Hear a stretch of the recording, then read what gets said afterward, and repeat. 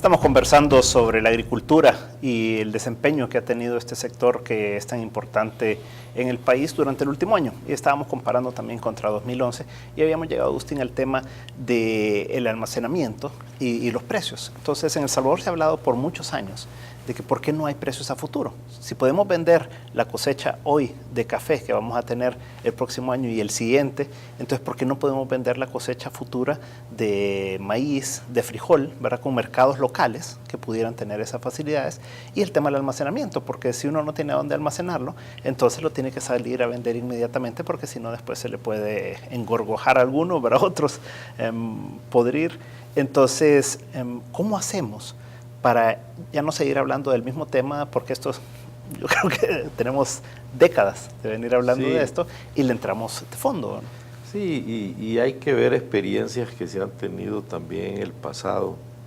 Ya hemos tenido hace varios años esquemas donde el gobierno se metía a comprar productos y después por A o B razones la cosecha fue regular o buena, se quedó con la producción, después no hallaban qué hacer con ella, o con la compra que había hecho, y después no hallaba qué hacer con ella. Y siempre era el dilema de ponerle aranceles a las importaciones.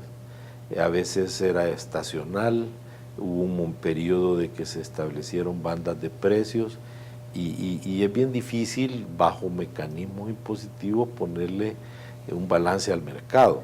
Entonces, después de muchas de esas experiencias, se empezaron a probar con este sistema de convenios que en cierta medida sí hace referencia a los precios del futuro.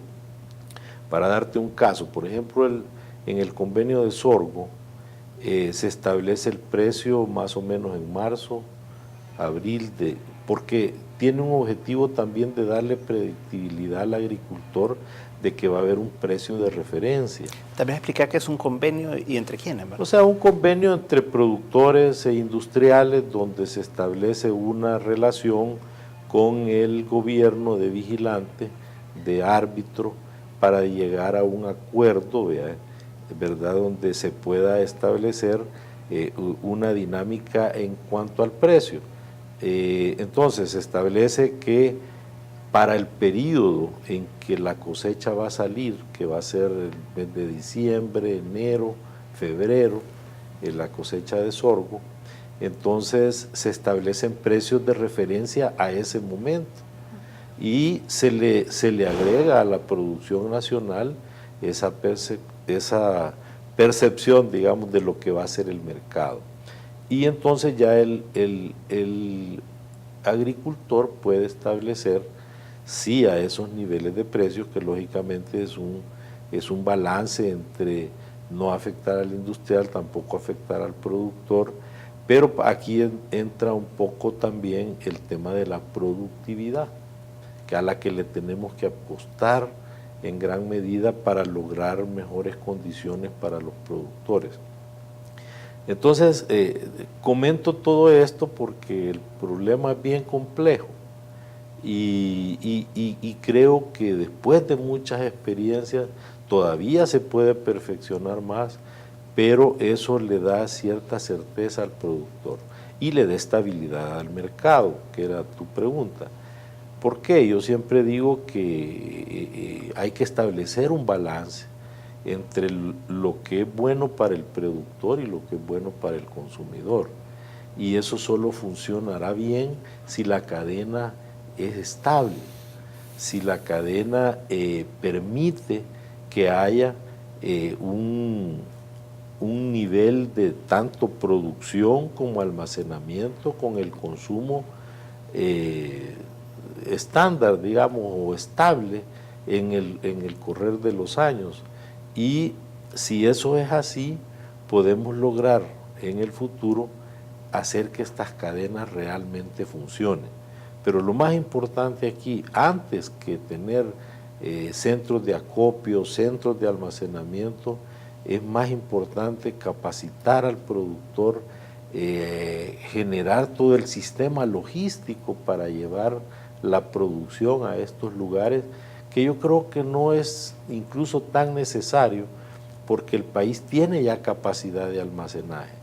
Hay capacidad de almacenaje en las bodegas de los puertos, hay capacidad de almacenaje en alguna infraestructura que tiene el Estado. Por ejemplo, el Banco de Fomento tiene 3 centros que pudieran utilizarse con ese objetivo.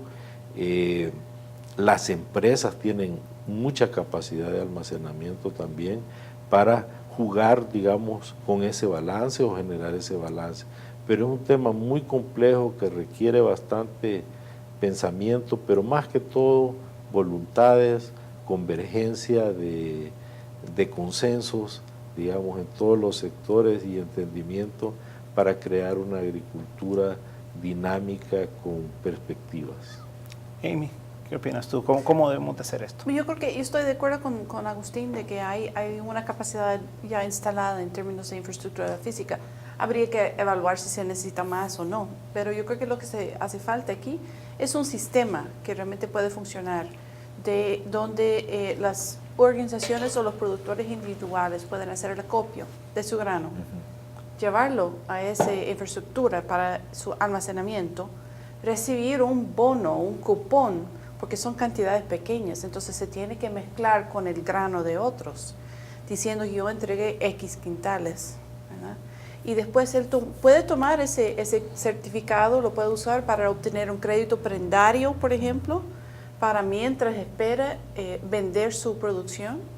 Y después cuando tome la decisión de que este precio actual me parece que, bueno, lo quiero vender, entonces él arregla con su comprador y señala en el centro de almacenamiento que ya vende. Bueno, ya se puede sacar ese equivalente de producción de suya.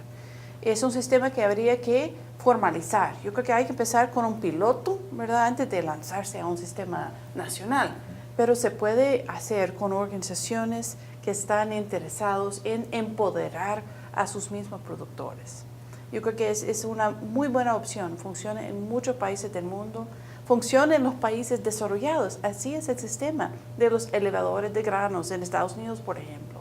Pero funciona en países pequeños como República Dominicana. Entonces, definitivamente es una opción muy buena para sacar producción de la plaza en el momento de la cosecha y tener una mayor estabilidad en el precio durante el año. ¿Y el tema de los precios a futuro, Amy, lo ves factible? Yo creo que es interesante, pero yo creo que eso es un paso más allá. Primero, yo creo que hay que empezar con este sistema de almacenamiento, porque para tener ese precio a futuro hay que tener un comprador que lo compra en esa manera, ¿verdad?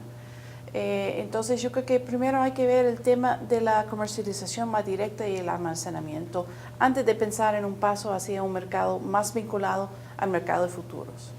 Porque, Oscar, lo que se hace normalmente con esto de los convenios es justamente tratar de definir al inicio de la cosecha, ¿verdad?, cuánto va a comprar la empresa industrial X que transforme el maíz, por ejemplo, en harina de maíz, ¿verdad?, y qué precio le va a dar al final de la cosecha. Pero es como muy bilateral, ¿verdad?, cuando podría haber un mercado más amplio. Pero ¿tú cómo lo ves, esa posibilidad? Bueno, en realidad nosotros creemos que una cosa depende de la otra. Porque los productores, primero voy a mencionar algo importante. Hay una línea muy gris entre el almacenamiento y lo que podría ser la especulación, ¿verdad? Y eso hay que dejarlo muy claro porque sucede que en nuestro marco regulatorio, porque hay almacenamiento privado, y eso es bueno porque también se convierte en una reserva estratégica cuando hay desabastecimiento en el país. Pero nuestro marco regulatorio apunta a que si tú tenés almacenado, pues ya te convertís en objetivo y la ley te persigue. Sos un acaparador. Exactamente, entonces la línea es demasiado gris y por eso creo que el concepto que dice Tim, bueno, mira, es un tema que requiere más trabajo, más taller, totalmente de acuerdo. Yo sí creo mucho en que los productores deben de tener la oportunidad de ventanas o de futuros, de conocer los pequeños productores. Es que no podemos pretender a estas alturas del tiempo que los grandes productores con toda la tecnología del mundo van a seguir alimentando el mundo. Y aquí quiero introducir otro elemento, es que si este productor no tiene derecho y no tiene la opción, que en eso se convierte un poco el convenio, del precio a futuro, realmente tiene una relación directa con el incentivo de la producción, ¿verdad? Cuando los precios son buenos, hay que decirlo, los productores siembran, porque esperan pues mejor retribución de su cosecha. Y aquí hay que anotar otra cosa, hay que facilitarle al agricultor los beneficios para que pueda seguir siendo agricultor, porque hay dos variables, entre el hambre y la pobreza lo que nos puede resultar es tener más gente en las ciudades, y las ciudades no pueden soportar más migración rural. Ok. Vamos a un corte comercial, pero a la vuelta entrémosle al tema de la roya y todo el problema que estamos viendo en el café, además de que está siendo en un momento en que los precios del café han tendido a reducirse significativamente también, ¿verdad? En un momento estamos de nuevo con 361 grados.